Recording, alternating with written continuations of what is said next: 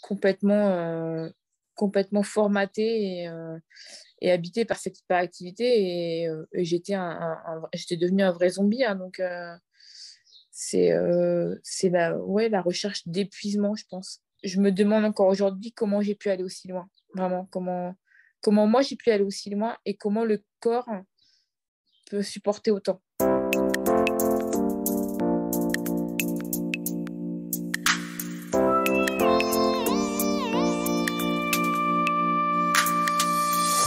Bonjour à toutes, je suis Alexandra Portail, ton hôte sur ce podcast. Bienvenue sur Éclosion par Hygiène de Vie podcast. Si tu es arrivé par hasard, eh bien sache que le hasard n'existe pas. Et si ce n'est pas la première fois que tu entends cette introduction, c'est que tu es fidèle au podcast et je t'en remercie. Monologues ou discussions passionnantes entre personnes passionnées, santé au naturel, bien-être féminin, nature cyclique ou encore découverte de nouvelles approches et manières de voir les choses, voilà tout ce qu'incarne ce podcast. Je te donne rendez-vous tous les mercredis matins et parfois le samedi en bonus pour un moment frais en toute simplicité et authenticité et 100% naturel. Alors abonne-toi pour ne pas manquer les prochains épisodes. Dernière chose, si tu souhaites me soutenir et contribuer à faire pérenniser ce podcast, n'hésite pas à me partager ta note, ton commentaire, bref, à le partager autour de toi pour l'aider à le faire rayonner. Prête à plonger dans ce nouvel épisode ? Je te souhaite une très belle écoute. Aujourd'hui, j'accueille une jeune femme souffrant d'anorexie mentale qui m'a contactée pour partager son histoire très percutante. Elle souhaitait prendre la parole pour raconter son cheminement. Perte de poids, hyperactivité extrême et toutes les addictions compensatoires que l'anorexie peut engendrer. Au-delà de partager son histoire, Alexandra, et oui, une deuxième Alexandra, donne aussi un bon coup de poing sur la table avec des messages poignants qu'elle souhaitait nous transmettre. Aussi, je souhaitais te prévenir que cet enregistrement a été réalisé à distance avec l'outil Zoom que je n'utilise plus beaucoup pour les enregistrements à distance. Malheureusement, mon invité du jour n'avait pas de quoi pouvoir enregistrer avec d'autres outils informatiques. Donc sache que l'audio est un peu moins qualitatif qu'habituellement. Je m'en excuse par avance. J'ai fait mon maximum au montage pour raviver la couleur de cet audio, mais voilà, ça reste un audio qui reste beaucoup moins qualitatif. Néanmoins, le contenu reste très intéressant et incroyablement enrichissant. Donc merci à toi pour ta compréhension et de rester jusqu'au bout de l'épisode si tu es attiré par le sujet du jour. Enfin, juste avant de partir et de plonger dans notre conversation, je souhaiterais mettre à l'honneur l'une d'entre vous, c'est l'instant dédicace du jour, à savoir Manon, qui m'a laissé son message via mon Google Business suite à un accompagnement que l'on a eu ensemble. Elle nous dit: rendez-vous génial, j'ai passé un très bon moment avec Alexandra qui a vraiment été à l'écoute de mes problématiques, sans jugement et avec beaucoup de compréhension. Chaque élément que je communiquais était entendu pour adapter au maximum ses conseils. Ce rendez-vous a vraiment été un déclic pour moi. Je me sens mieux depuis et je pense que cela vient justement de cette écoute. Je suis depuis motivée à suivre ses conseils et j'apprécie mettre en place de nouvelles choses pour avoir un corps plus sain et prendre soin de moi. Merci énormément Manon pour ce merveilleux message et avis que tu as pu me laisser sur ma page Google et qui me permet de me faire connaître tous les jours un peu plus et de donner confiance aux personnes, d'avoir un premier contact avec moi. Et si toi aussi tu souhaites soutenir mon podcast, mon activité de manière générale ou les contenus que je peux offrir, à savoir mon blog, mes articles, ces émissions de podcast, Éclosion par Hygiène de Vie, mais également ma seconde émission Une graine germe, eh bien n'hésite pas à partager en faisant une copie d'écran de cet épisode par exemple, ou en partageant le nom de l'émission à ta communauté, à ton entourage familial, professionnel, peu importe, bref. Partage-le au maximum. Tu peux également laisser une note 5 étoiles ainsi que ton commentaire sur la plateforme d'écoute de ton choix, à savoir Apple Podcast ou Spotify, et je crois que d'autres plateformes le permettent aussi, même si ça reste encore assez rare. Sur ce, j'arrête de bavarder et je te laisse rejoindre ma conversation avec Alexandra. Belle écoute!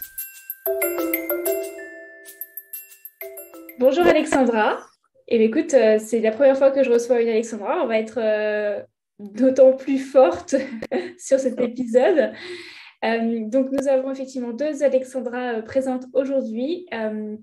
Alors, pour la petite anecdote et pour mettre un petit peu de contexte avant de passer sur ta présentation, tu m'as contactée, je crois que c'était par Instagram, puisque tu écoutes depuis, je crois, un petit moment le podcast et que tu m'as proposé de discuter d'un sujet en particulier que l'on va aborder très rapidement. Tu as eu envie de partager ton histoire, de partager tes propres réflexions. Et je t'en remercie. C'est vraiment, je suis très, très honorée de pouvoir aussi recevoir des demandes comme celle-ci. Si d'ailleurs, toi qui m'écoutes, qui nous écoutes aujourd'hui, tu as aussi des choses à partager, des histoires, des réflexions, n'hésite pas à me contacter, que ce soit par les réseaux sociaux, Instagram, par mail directement, peu importe. Mais ce sera avec grand plaisir de pouvoir réaliser cet échange comme on va le faire aujourd'hui en présence d'Alexandra. Alors justement, Alexandra, avant de rentrer dans le vif du sujet, est-ce que tu pourrais nous partager un objet qui pourrait te présenter ou te représenter aujourd'hui? Très facile. Sans hésiter, mon mug, puisque je bois énormément de thé. Et c'est vrai que voilà, il me suit partout. Je suis une accro au thé. J'aime découvrir tout plein de saveurs, assez gourmandes d'ailleurs. Quelle est la saveur en particulier que tu apprécies? Donne-nous un peu d'idées.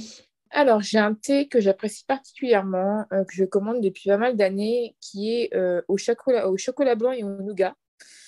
Alors voilà, c'est vraiment le côté réconfort, hein. C'est vraiment le petit bonbon en bouche. Voilà, j'appelle un petit peu ça comme ça.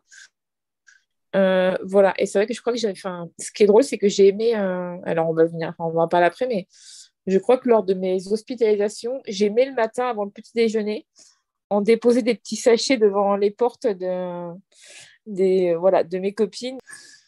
Et j'aime aussi beaucoup le thé Lapson Souchon parce que je trouve que c'est un thé très fort. Et voilà, il a beaucoup de caractère, un petit peu comme moi. Donc voilà, j'aime beaucoup ce thé. Ok. Alors, je profite de cette perche tendue pour juste ouvrir une petite parenthèse et me permettre sur mon podcast d'écrire un petit conseil, de partager un petit conseil. Alors, le thé, il faut juste faire attention, hein. C'est comme tout dans l'excès. Pour les personnes qui ne savent pas, le thé comme le café, même si elles sont réalisées à base d'eau, ne sont absolument pas des boissons qui sont hydratantes. Donc, ne les comptez pas dans votre quota d'eau nécessaire pour hydrater votre corps. Voilà, c'est juste le petit conseil que je peux vous partager. Si aujourd'hui vous vous dites, oh, je bois beaucoup d'eau parce que je bois 1 litre de thé, non, ça ne fait pas partie du quota d'eau. Je pense que j'ai déjà fait des épisodes à ce sujet, donc je ne vais pas prendre l'épisode du jour pour expliquer davantage, mais voilà, je ferme la parenthèse. Ah non, mais... Vas-y, je te laisse aussi la parole, Alexandra. Je sais que les Alexandras sont assez bavardes, donc je pense qu'on va avoir des choses à dire. Bon, on va essayer quand même de ne pas la faire trop longue parce que je sais que des fois c'est un peu compliqué à suivre pour les personnes quand c'est trop long. Mais bon, on ne va pas pour autant omettre des messages importants. Alors, du coup, avant de partir dans le sujet, j'ai envie de savoir un peu plus qui tu es. Face à des personnes que tu ne connais pas ou des personnes qui ne te connaissent pas, ce qui est un peu le cas aujourd'hui, qu'est-ce que tu dirais pour te présenter en tant que personne en quelques lignes? Qui es-tu, Alexandra? J'ai 36 ans, bientôt 37 malheureusement. Euh, Ça avance. Je suis normande. Voilà, je tiens énormément à ma terre normande, hein. Au J'habite camembert. à Lyon à présent. J'ai travaillé pendant plusieurs années dans l'hôtellerie et à 30 ans, j'ai décidé de revenir à ma première passion qui est la littérature. Et donc, j'ai commencé à être libraire. Donc ça, c'était à Paris, chez Gilbert Joseph à l'époque. Et là, je suis revenue à mes premiers amours. Donc ça a été vraiment... Ouais, je pense qu'à 30 ans, voilà, c'est vrai que je me suis dit, voilà, maintenant, il est temps peut-être de faire un peu ce que tu aimes vraiment. Après, c'est vrai que je tiens, enfin voilà, mes années d'hôtellerie, c'est quelque chose qui m'a marqué, ça fait partie de moi. J'aime l'hôtellerie, j'aime vraiment cette polyvalence et de pouvoir donner autant le sourire aux gens, c'est quelque chose qui m'a beaucoup marqué. Et alors, je me permets de rebondir sur ce que tu disais par rapport à ton âge. Tu as du mal à accepter ton âge? Plus dans le sens où j'ai pas l'impression j'ai pas encore, à l'âge que j'ai, avec bah, malheureusement les années de maladie, c'est vrai que j'ai pas accompli ce que je voulais accomplir jusqu'à présent. Donc c'est vrai que bah, il y a quand même beaucoup d'années perdues et bah, voilà, ça compte au compteur. Enfin, voilà, voilà, donc c'est vrai que le compteur tourne et voilà, il y a des choses ratées, des choses bah, voilà, qu'on fait ce que je suis aujourd'hui et je regrette rien du tout. Mais c'est vrai que oui, c'est vrai que oui, parfois, oui, c'est un petit peu compliqué, oui. C'est drôle parce que tu dis des choses ratées et en même temps, tu ne regrettes rien. Bah non, en fait, enfin, oui, malheureusement, cette maladie a fait que j'ai perdu beaucoup, puisqu'on va en parler après, mais en même temps, je ne peux pas regretter quelque chose que j'ai choisi, entre guillemets, on va dire. Je l'ai choisi, cette maladie, elle m'a accompagnée, et je pense que si je lui ai tenu la main aussi longtemps, c'est que malheureusement, j'en avais besoin.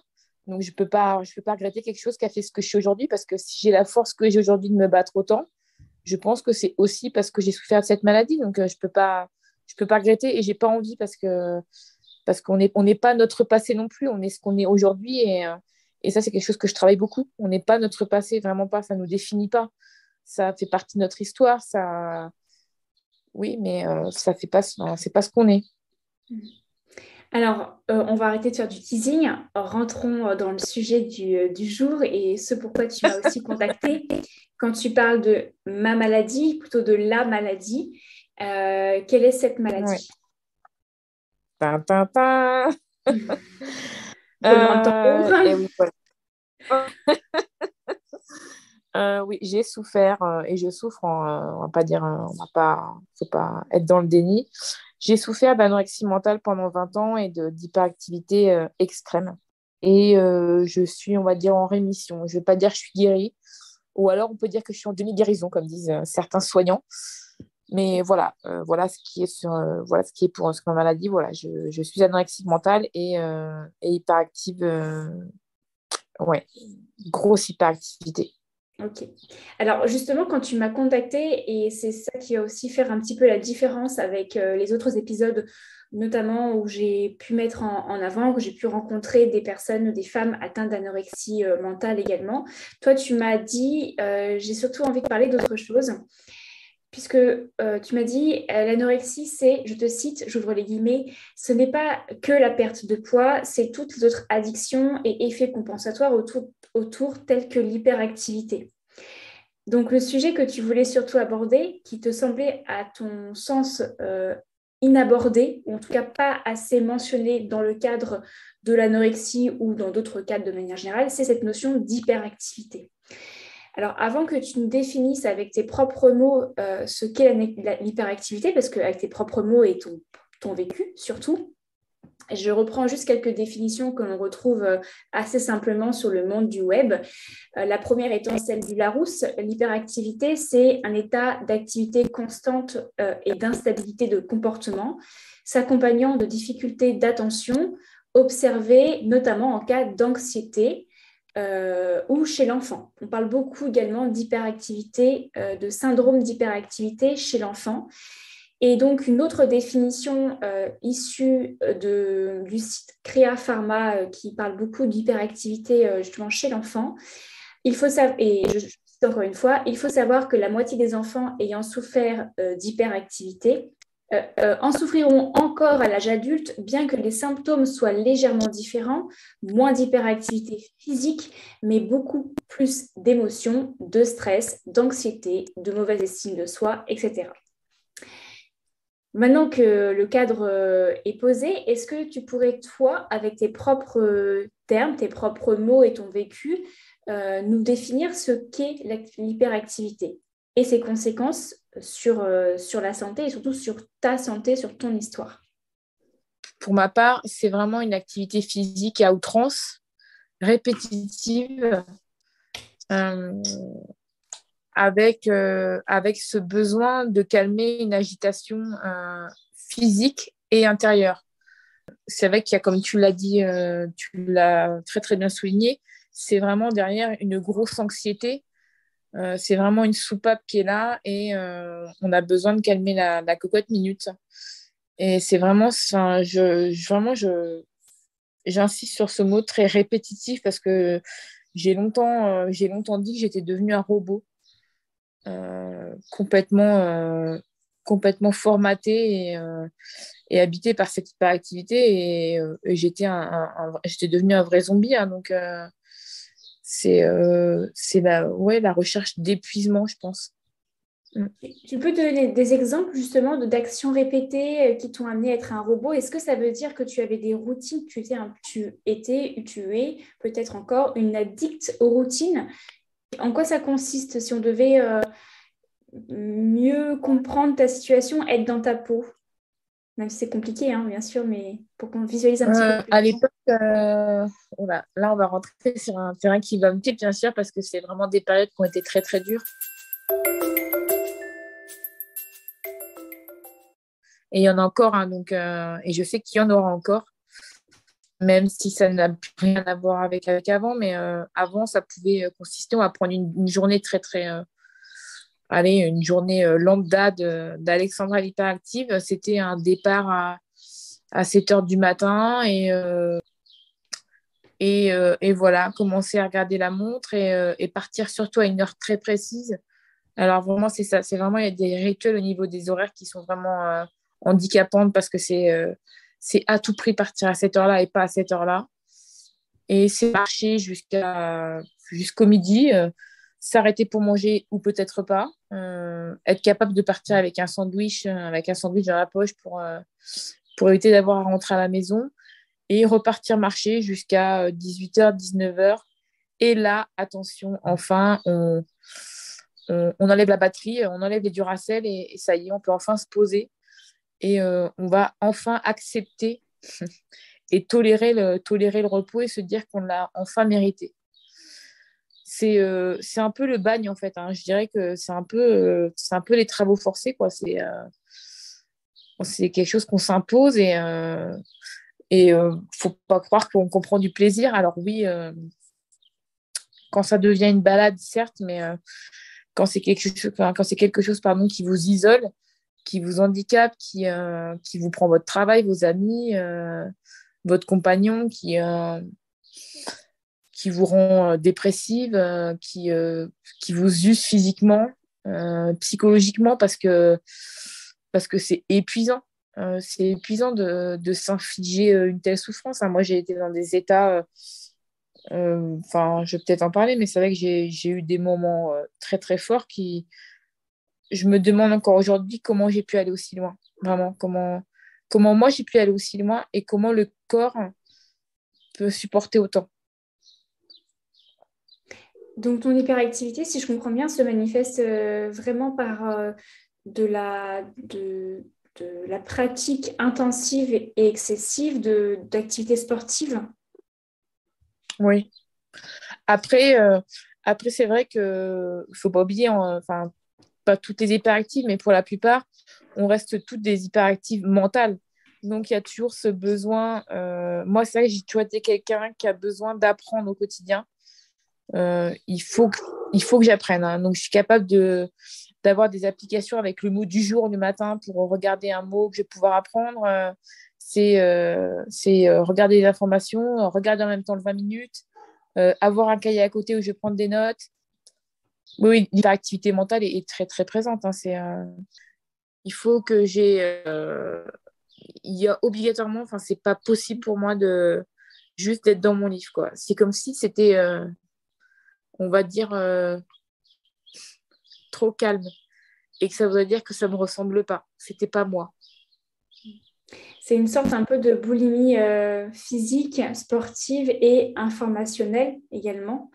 Une recherche de toujours en savoir plus et en faire plus physiquement à ton corps, avec ton corps.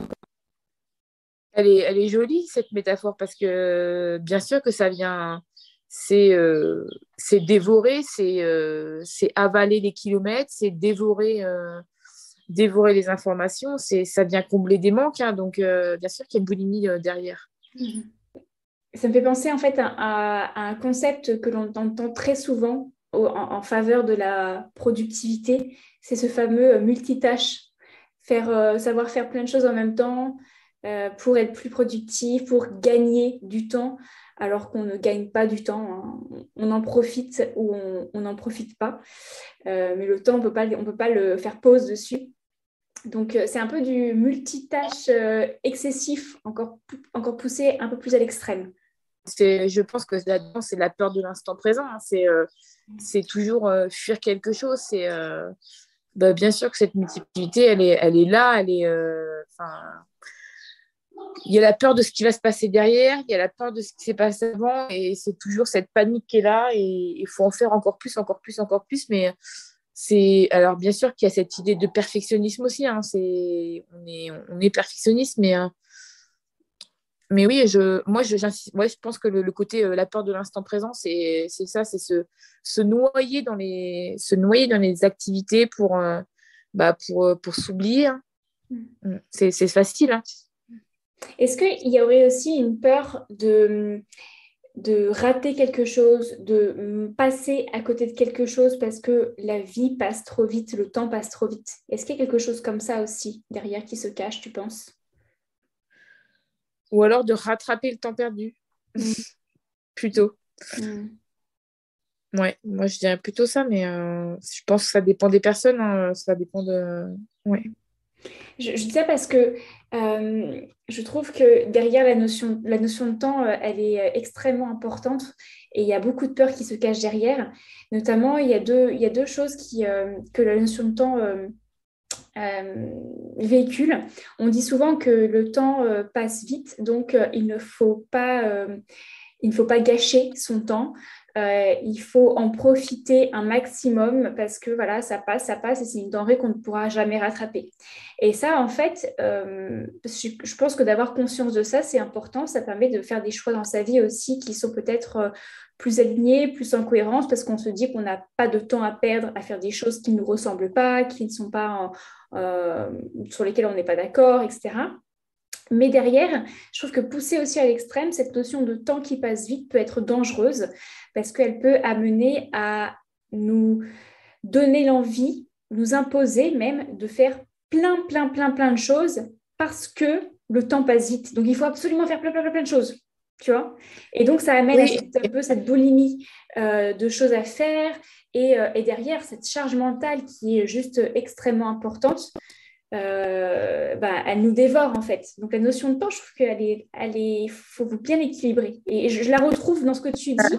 Surtout qu'en plus, si je fais le lien avec ce que tu as dit au tout début, j'ai 36 ans, oh là, bientôt 37 déjà, il y a encore une notion de temps là, qui est présente. ouais. Mais en plus, et je pense qu'à faire, c'est vraiment, c'est vraiment des questions existentielles qui reviennent beaucoup en ce moment, mais qui on est en fait. Alors, est-ce que tu pourrais nous expliquer un petit peu finalement les conséquences que cette hyperactivité a engendré sur toi, sur ta vie, sur ta santé peut-être, sur ton contexte social, familial?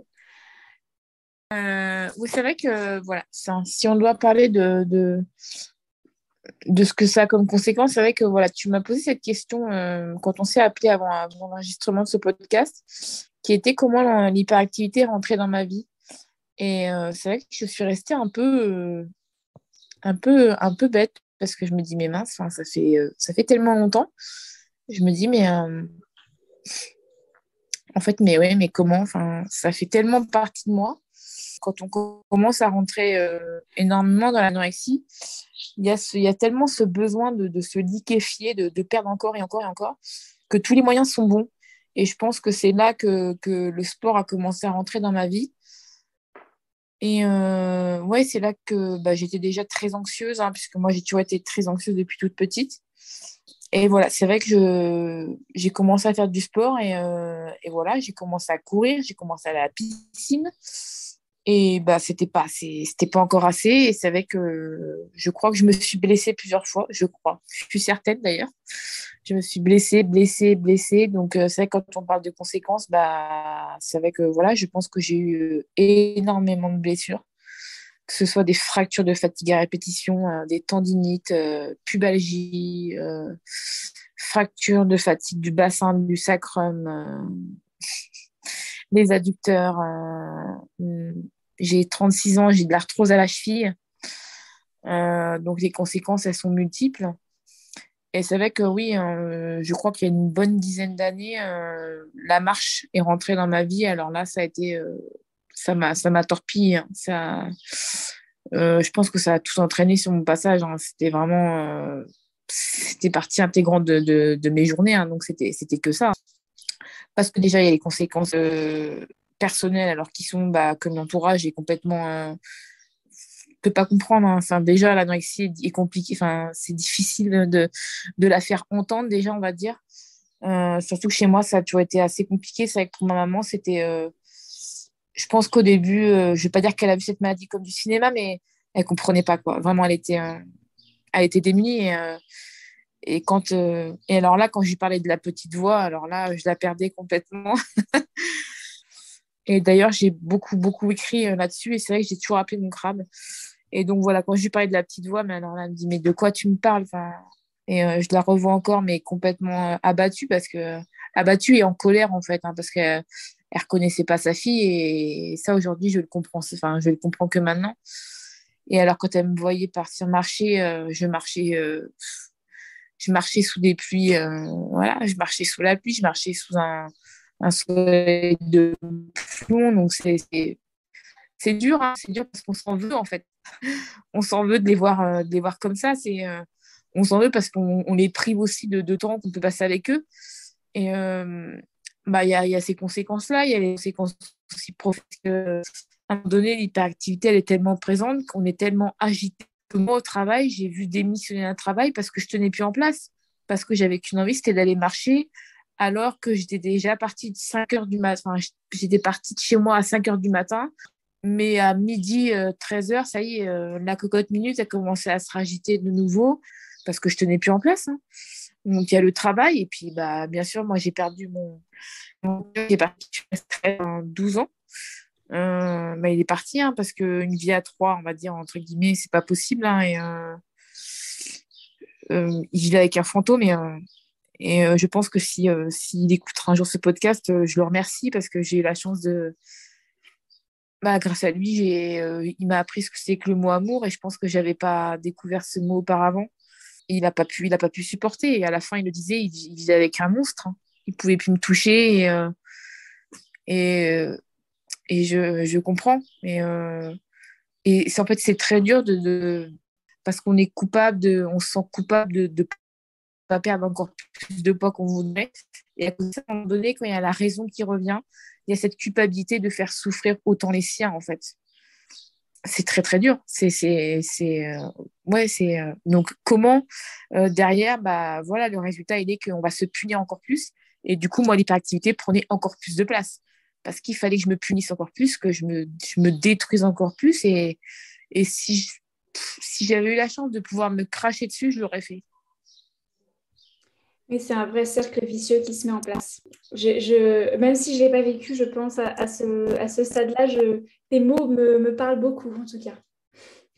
Et je pense parleront aussi à beaucoup de personnes, malheureusement, qui nous écoutent. Mais ça peut aussi faire du bien. Merci pour tes confidences et cette vulnérabilité dont tu fais preuve. Pour aller un peu plus loin, est-ce que tu pourrais nous dire un petit peu, nous partager ton cheminement quant à ton accompagnement, on sent que derrière ton discours, même si tu es encore en plein combat, il y a quand même, tu es en plein combat justement, tu n'es plus en posture, moins en posture où tu subis, on sent que tu as repris les rênes de ta vie. Est-ce que tu pourrais nous expliquer un petit peu comment ça s'est passé justement, cette reprise un peu de conscience par rapport à tout ça? Le problème, c'est que moi, j'ai un cas un petit peu particulier. Ça serait pas drôle sinon. Alors, je pense que mettre un peu le contexte, c'est vrai que moi, j'ai pas eu une enfance très évidente puisque on va dire qu'il y a un terrain assez addictif dans ma famille puisque mon papa a des problèmes avec l'alcool et avec ma maman, c'était très conflictuel et à la fois très fusionnel. Du coup, c'est vrai que j'ai eu des parents, on va dire, très absents, même si je sais qu'ils m'aiment énormément et l'autre. Je pense que du coup, c'est vrai que j'essaie de chercher ce que je veux dire exactement, mais oui, voilà, c'est vrai que je suis quelqu'un qui a grandi énormément avec la peur et avec beaucoup, beaucoup d'angoisse. Et donc, voilà, je reviens à ce que je voulais dire, c'est que du coup, ça a été pris en charge très tard, puisque ma première hospitalisation, j'avais 30 ans. Donc, je suis restée de nombreuses années sans suivi, en fait, hein. Alors oui, j'ai commencé à être suivie par un psychologue, je devais avoir 25 ans, puisque j'étais déjà avec mon ex-compagnon.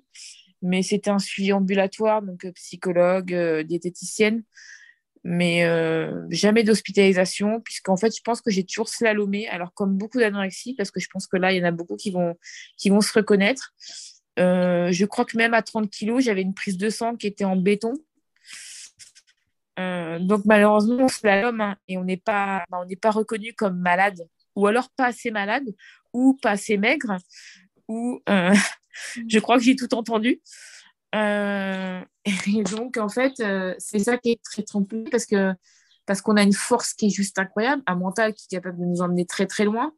Donc, en fait, on passe à travers les mailles du filet. Donc, la sonnette d'alarme, elle est pas tirée au bon moment.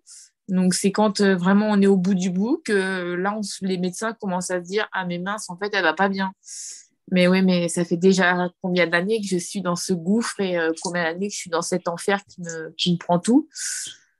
Donc, c'est vrai que ma première hospice, c'était, oui, j'avais 30 ans. C'est suite à ma rupture avec mon ex-compagnon, j'ai vraiment, j'ai dégringolé, hein. Je faisais que marcher. Je crois que je m'alimentais presque plus. Euh, et j'ai littéralement pété les plombs, hein. Donc, ça a été vraiment une année très, très compliquée. Et là, je me suis dit, bon, bah, ça y est, faut peut-être se dire que l'hospitalisation peut être la bonne option. Et j'ai choisi du coup Jouvence Nutrition à Dijon, qui est une clinique TCA qui est assez réputée. J'y suis restée 6 mois et demi, donc ça a été vraiment ma première hospitalisation. Et ça s'est très bien passé, mais on va commencer par dire que j'étais pas prête. J'étais pas du tout prête à sortir j'étais pas du tout prête à lâcher la main de l'anorexie. À l'époque, c'était ma meilleure amie. C'était ce qui me restait, en fait. Il me restait que ça et je pouvais pas lui dire au revoir, en fait. J'étais pas du tout prête. Et alors, j'ai repris un peu de poids. Mais après quelques kilos repris, je me suis dit, bon, allez, c'est bon, t'as repris un peu de force, là. Et dans ma tête, j'étais déjà en train d'imaginer la suite, c'est-à-dire reprendre ma vie à l'extérieur, dans quelles conditions, à quel endroit, et comment remettre en place l'hyperactivité par tous les moyens. Et c'est là que du coup, je suis arrivée à Paris pendant plusieurs années. Je suis retournée à Paris parce que j'étais déjà à Paris avant. Et je me suis mise en colocation et c'est là que j'ai commencé chez Gilbert Joseph. Et alors là, c'était reparti, mais comme en 14 en fait, hein. J'avais repris des forces, j'avais repris du poids. Alors oui, on a fait vraiment, c'est quand même une association qui m'a permis de faire un gros travail psychologique, qui m'a permis de me réalimenter, de réapprendre à manger, de me confronter à mes vieux démons, à mon passé familial, vraiment à mes tout débuts d'anorexie et voir le pourquoi j'étais ça en partie. Mais ouais, ça a été quand même ma première situation, elle m'a quand même marqué, hein. Ça a été un tournant, on va dire. Je pense que ça a été le début de se dire que je savais que derrière, il y allait en avoir d'autres. Voilà, je savais que c'était pas la dernière. Et donc, depuis cette première hospitalisation, tu en as suivi combien? Trois autres, hein. Trois autres avant la dernière qui a été la bonne. Trois autres, dont une encore à Dijon, une à Grenoble et une à la Clinique des Vallées, la première, puisque j'ai fait une deuxième hospitalisation à la Clinique des Vallées. Donc, j'ai fait en tout 4 hospites après la première, donc en tout 5 hospitalisations.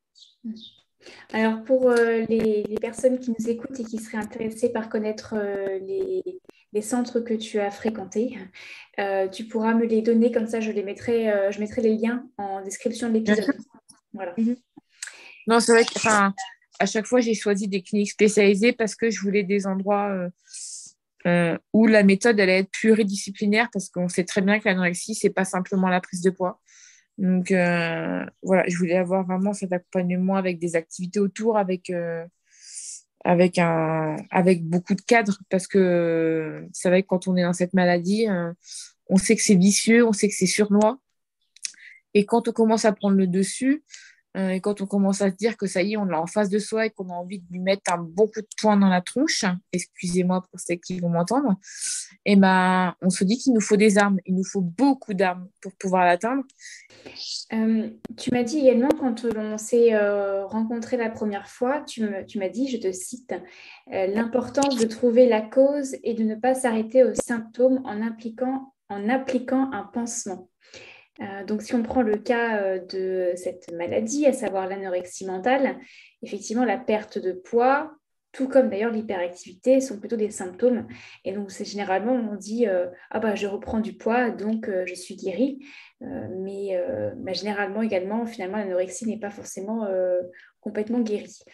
C'est là où le risque est de se traîner cette maladie pendant plusieurs années jusqu'à ce qu'elle devienne totalement identitaire et que on n'arrive plus à s'en séparer comme elle devient notre meilleure amie, comme tu le dis, cette petite voix que l'on a toutes en tant qu'anorexique mentale, hein, qu'on a pu avoir si on en souffrait. Les personnes qui n'ont pas cette petite voix, ben, ce sont des personnes, bravo à vous. Pas bravo, hein, parce que c'est pas une question de on a fait du mal, enfin, on a été une mauvaise personne ou quoi que ce soit, mais ne la cherchez pas, cette petite voix. C'est que si elle vous a épargné, c'est que vous ne souffrez pas d'anorexie mentale.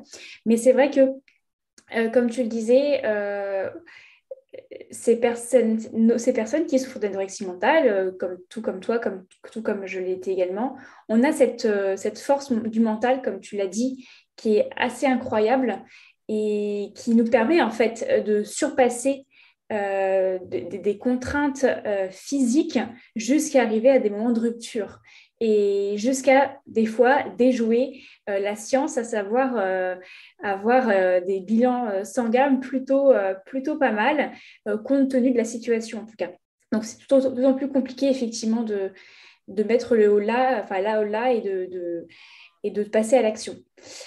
Tu as dit que là, la dernière hospitalisation a été la bonne. Alors, est-ce que tu peux nous expliquer maintenant ton état actuel aujourd'hui, peut-être comment tu vis ton hyperactivité, ton anorexie mentale et pourquoi en fait cette dernière hospitalisation a été la bonne selon toi?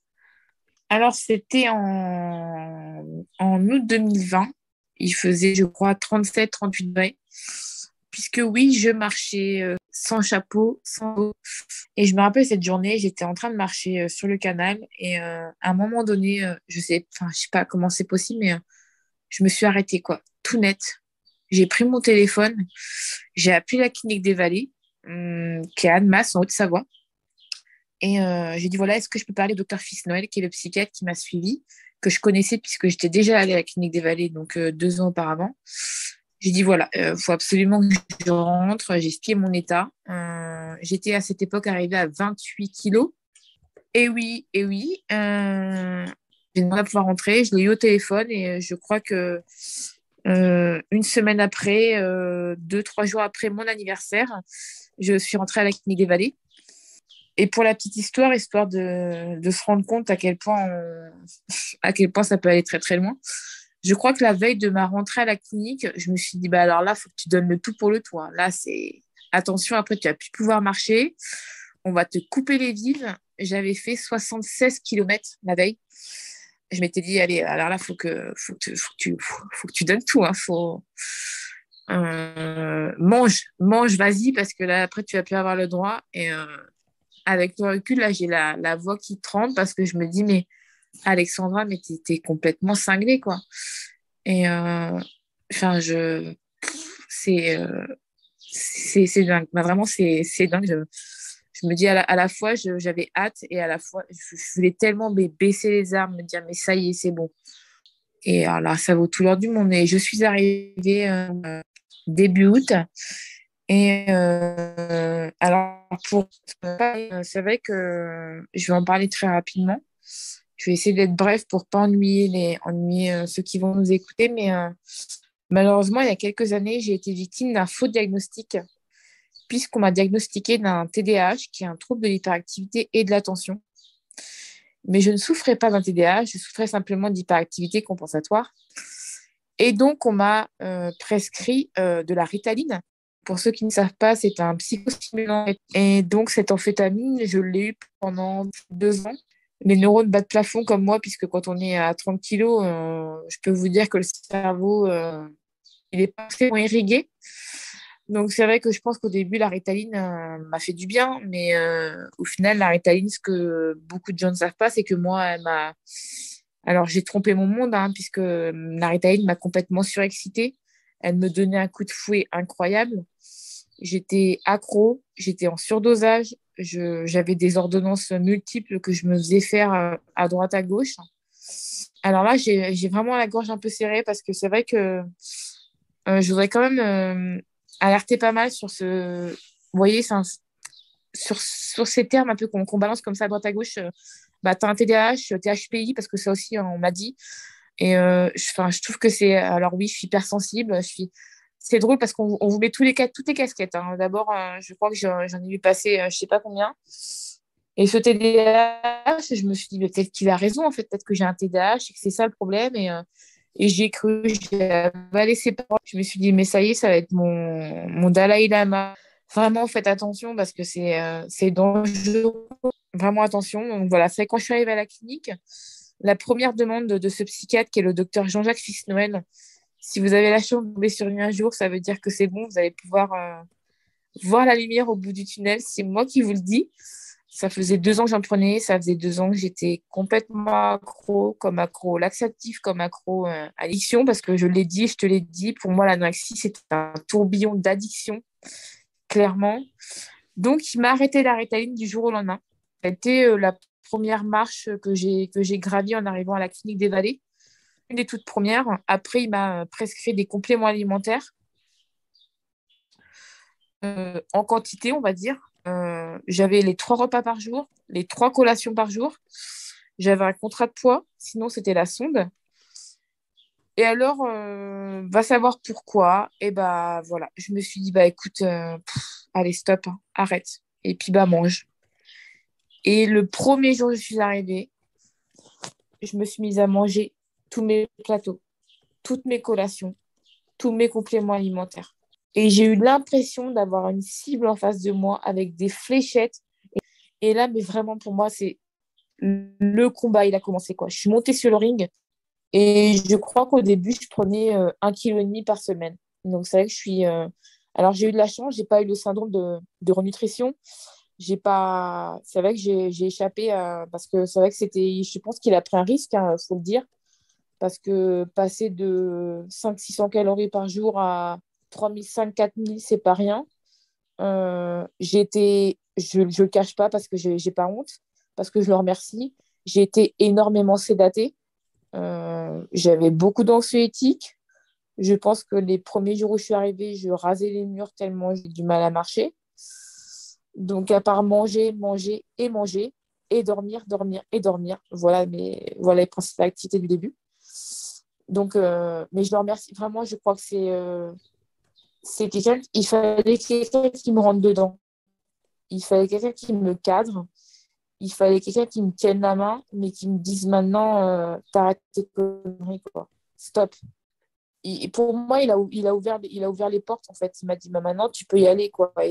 Et n'aie pas peur.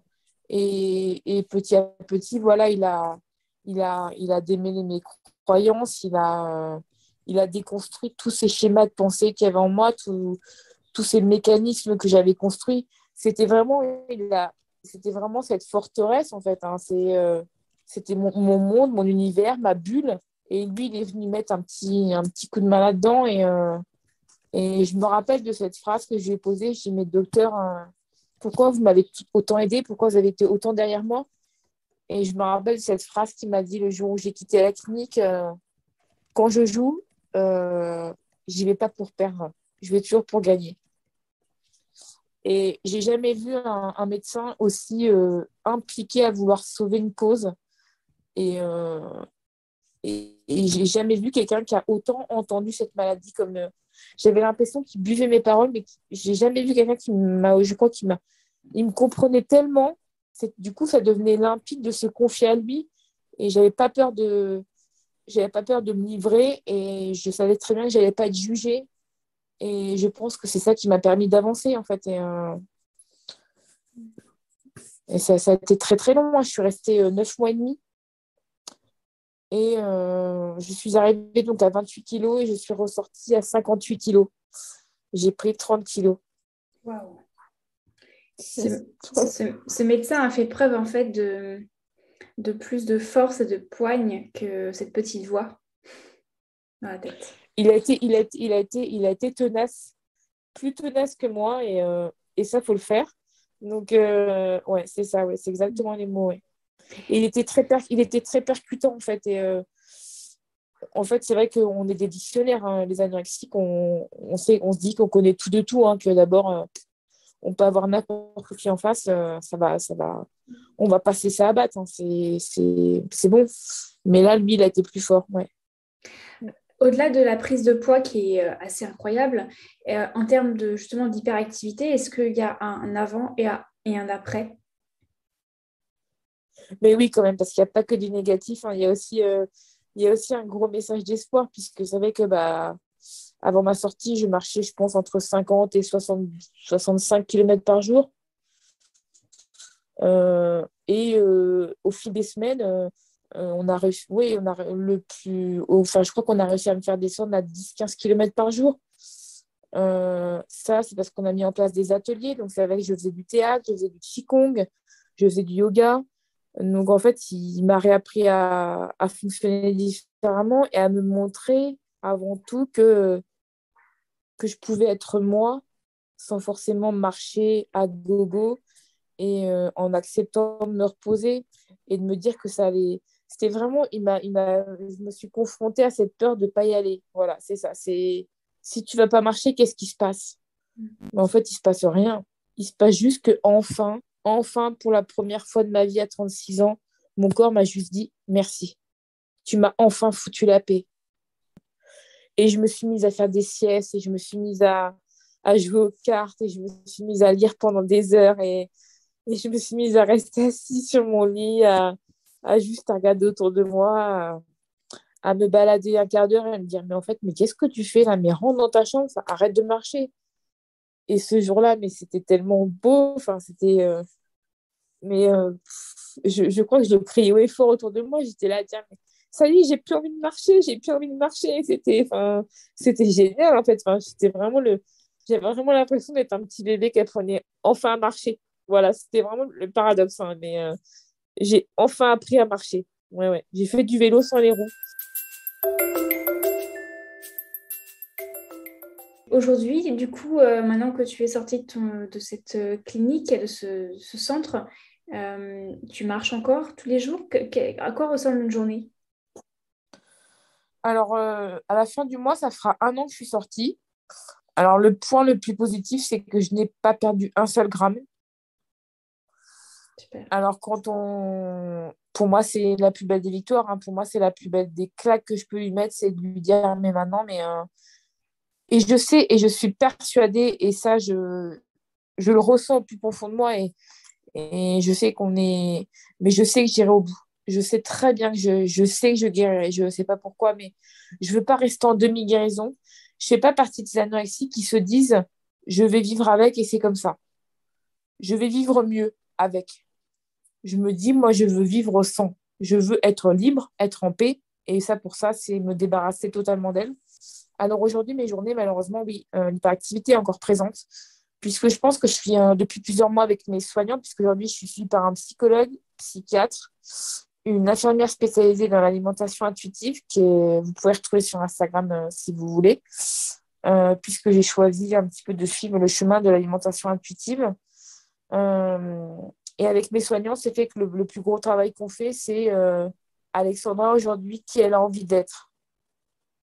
Et je pense que ça fait plusieurs mois que je travaille là-dessus.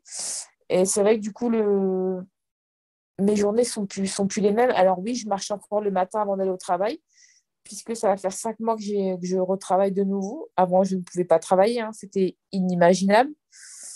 Donc, je marche avant d'aller au travail le matin et je marche après le travail. À savoir que je marche un temps limité. C'est pas, voilà, c'est pas chronophage, hein, c'est pas vraiment à la minute, hein, mais oui, j'ai encore ce besoin de marcher. C'est vrai que c'est là. C'est vrai que j'ai encore cette sensation que si je le fais pas, c'est pas moi. Et j'ai encore beaucoup de mal à accepter de me dire que je peux mériter mon repas si j'ai pas marché. Ça, j'ai pas encore réussi à déconstruire ça fait encore partie de moi, c'est vrai. Je n'ai pas encore réussi à venir à bout de me dire, mais si tu marches pas, c'est pas grave, tu le mérites quand même. Parce que je pense que je suis encore dans ce travail de réussir à sortir de la honte, de réussir à sortir de la culpabilité, de réussir à sortir de l'angoisse profonde qui m'habite, de la peur profonde qui m'habite, qui est en moi, de réussir à enlever un peu les pansements que j'ai mis à droite à gauche pour essayer de calfeutrer mes mots MAUX. Donc, c'est vrai que ça prend du temps. Je sais que ça va encore prendre du temps, mais c'est pas grave. Je vais le prendre ce temps. On va aller voilà, démêler les nœuds qui restent parce qu'il en reste un petit peu. Mais je me sens beaucoup plus vivante. Euh, je me sens tellement mieux. Mais c'est le jour et la nuit, en fait, hein. Je continue à faire mes 3 repas par jour. J'ai réussi à réintégrer des aliments que jamais, jamais, j'aurais pensé pouvoir remanger un jour. Je remange du chocolat, alléluia. Pas des Kinder en ce moment, hein, ne vous inquiétez pas.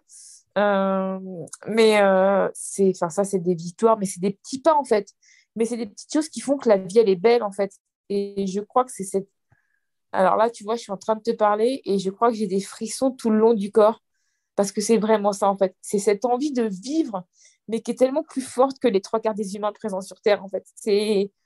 On a envie de vivre qui est démesuré. C'est tellement profond, c'est tellement fort, mais qu'on a envie de... Mais c'est dévastateur. Je crois que, ouais, je me dis, mais il faut, quoi. C'est même pas il faut, j'ai du temps à rattraper. Et puis maintenant, oui, j'aimerais bien, en fait, j'aimerais bien savoir qui elle est, Alexandra, sans tout ça.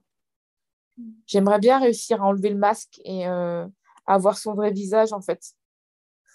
Peut-être que les gens en face me voient, en fait, un petit peu, mais moi, pour l'instant, je la vois pas, Alexandra. C'est ce qui est important dans ce que tu dis, c'est que la guérison, elle n'est pas on-off, elle n'est pas du jour au lendemain, c'est un chemin qui peut durer plusieurs mois, plusieurs années, et que même aujourd'hui, tu ressens déjà les bienfaits de cette guérison et tu es aussi complètement transparente par rapport au fait que ce n'est pas un chemin qui est terminé, mais malgré tout, tu arrives à reprendre goût. Et c'est ça qui donne espoir aussi pour continuer sur ce chemin. Alors, si je peux donner un autre conseil à celles qui vont m'écouter et à ceux peut-être, c'est que je pense que quand vous êtes en rémission, allez, on va l'utiliser ce mot, en recovery, il y a aussi faites attention à bien choisir les personnes qui vont vous entourer pour vous accompagner dans ce suivi. Moi, je pense qu'à un moment donné, quand on avance dans la guérison, on commence à savoir ce dont on a besoin. Et moi, c'est vrai qu'avec au fil du temps, j'ai changé de psychologue. J'ai adapté mon suivi à ce que je suis aujourd'hui. Et je suis aussi accompagnée par une naturopathe, pas une Alexandra, mais une Julie. Et j'ai commencé les fleurs de bac depuis plusieurs mois. Je suis quand même quelqu'un de très, très angoissé. Et les bacs ont complètement... Je ne vous dis pas que c'est miraculeux. moi, j'aimerais vraiment pouvoir en parler un petit peu avec toi parce que c'est vraiment quelque chose qui a changé ma vie. Vraiment. Mais je pense qu'on pourrait éventuellement en faire un épisode dédié. Mais si jamais ça vous intéresse également, n'hésitez pas à nous dire en commentaire de l'épisode si vous souhaitez que l'on dédie un épisode toutes les deux justement sur les fleurs de bac, à savoir toute l'histoire autour des fleurs de bac, comment elles sont conçues et quels sont ses intérêts, leurs intérêts euh, appliqués à ce contexte de l'anorexie mentale et de ce qui va autour. Ça te va? Oui, oui, complètement. Et j'en profite pour remercier Julie qui vient m'écouter parce que c'est ma naturopathe. C'est une personne en plus qui souffre de TCA et elle en parle beaucoup sur son compte et c'est d'autant plus touchant en fait. Voilà, c'est vrai que c'est un bel accompagnement. Vraiment, ça. Mais je mettrai également du coup le lien de Julie, de son compte Instagram, Ouais. c'est ça? Je mettrai le lien de Julie également en description de cet épisode si vous souhaitez aller y jeter un petit coup d'œil et pourquoi pas la contacter. Alors, merci beaucoup Alexandra pour nous avoir ouvert aussi les portes de ton intimité. Afin de clôturer cet épisode, est-ce que tu aurais une dernière question peut-être que tu souhaiterais poser à nos auditrices qui nous écoutent aujourd'hui? Posez-vous la question de savoir si votre désir de guérir est plus fort que votre peur de grossir. J'aime me poser cette question tous les jours parce que ça vous remet un petit peu sur le droit chemin. Voilà. J'aime beaucoup cette question. C'est une question que je pose souvent aux clientes que j'accompagne, à mes petites clientes qui, des fois aussi, ont une addiction au sport, par exemple, ou qui viennent plutôt pour des soucis d'aménorrhée, qui est une conséquence également de cette maladie, l'anorexie mentale. Et derrière cette aménorrhée, il y a souvent des déséquilibres nutritionnels, des sous-poids. Souvent, c'est pas que on peut souffrir d'aménorrhée pour d'autres raisons également, hein, ou un excès de sport par exemple. Et j'en viens à leur dire, mais derrière cette envie de ne pas grossir, cette perte de poids en fait constante, donc cette envie de ne pas grossir, pourquoi vous faites ça au départ? Des fois, elles me disent, c'est pour ma santé. Ou l'orthorexie, des fois, c'est pas toujours l'anorexie mentale, hein, des fois, c'est l'orthorexie, le fait de vouloir absolument manger sainement. Et je leur réponds, est-ce que vous pensez que de ne pas avoir votre cycle menstruel, c'est un état de bonne santé? Et elles me disent, non, je ne pense pas. Donc, cette perte de poids, est-ce qu'elle elle correspond à votre objectif initial que vous m'avez partagé, à savoir être en bonne santé? Et elles se disent, non.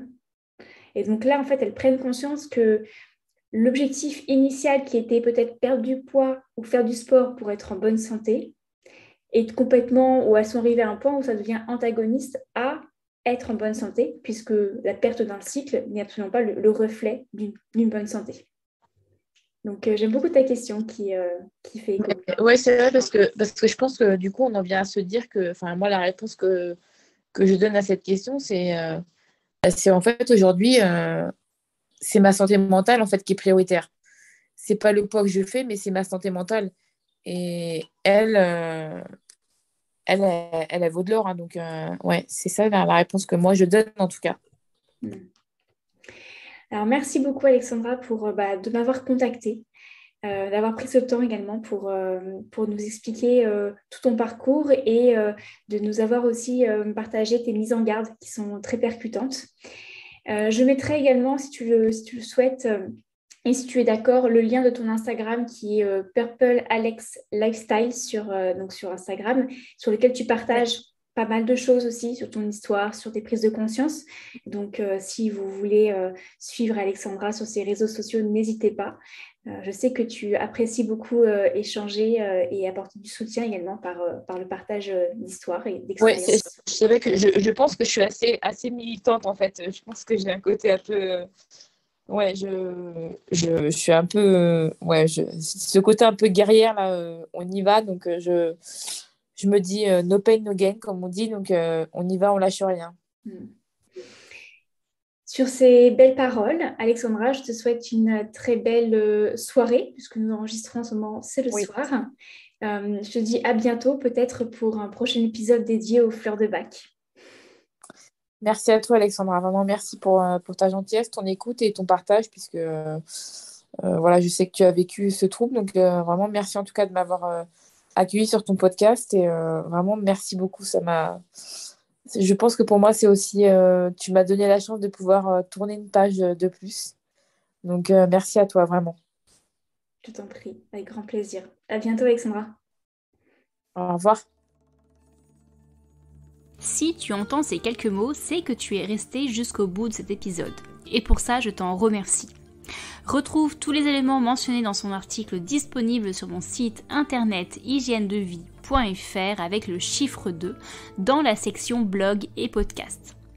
Sache que tu peux aussi me retrouver lors d'accompagnements individuels naturaux pour travailler en profondeur sur ton hygiène de vie, mais aussi sur ta santé féminine, cycle naturel, arrêt de la contraception, volonté de grossesse ou encore troubles du cycle. Un programme 100% audio à suivre en toute autonomie est aussi disponible pour t'aider à arrêter la pilule contraceptive en toute sérénité et ainsi t'aider à te réconcilier à ton cycle naturel. Enfin, je t'ai concocté une belle petite boutique naturo hygiène de vie avec des e-books et mini-guides, un livre papier auto-édité Plus jamais malade ou encore une carte cadeau pour offrir un peu plus de santé au naturel à l'un de tes proches. Tous les liens sont en description de cet épisode. Et pour terminer, n'oublie pas de partager cet épisode le plus largement possible et à me laisser ton commentaire et une note 5 étoiles sur ta plateforme d'écoute. Si tu ne le peux pas, envoie-moi juste un petit mail qui me fera chaud au cœur. En attendant, je te donne rendez-vous mercredi prochain pour un nouvel épisode. Ciao!